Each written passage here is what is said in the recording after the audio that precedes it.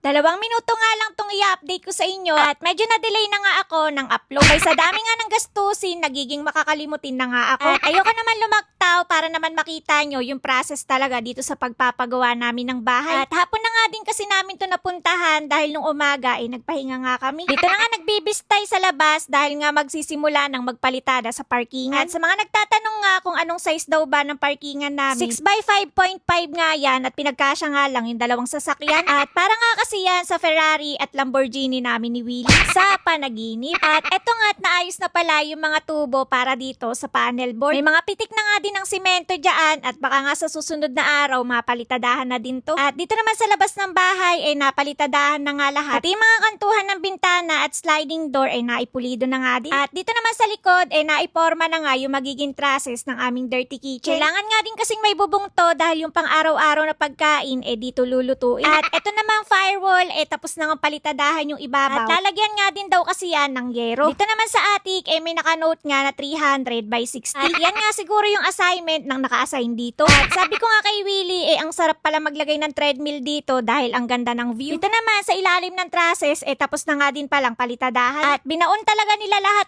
habang nasa panaginip ko pa nga yung mga gusto kong sasakyan. Ganitong kalawak nga yung pagtitiktokan ko. At mukhang eto na nga din yung magiging favorite spot ko. At di ko na nga maintindihan kung mabilis ba talaga o mabagal etong 5 months na pagpapagawa namin dito sa bahay. Abay, parang nagtataka sila At kung nasubaybayan mo naman yung house journey namin, sigurado kung nakita mo yung mga pagbabago. At pwede nyo naman panoorin simula nung paghukay dahil wala naman akong palya sa pag-upload. At talagang binlog ko talaga itong house journey namin para nga din may remembrance ako. At para naman kung sakaling dito na nga kami nakatira, meron akong papanoorin kung paano nga to nabuo. At sa mga may balak naman magpagawa, para may idea na rin kayo kung paano magpagawa ng bahay. At makikita nyo nga din dyan kung paano kami unti-unting nahagap. At share at like na nga rin po ng mga video ko. Bukas na lang uli!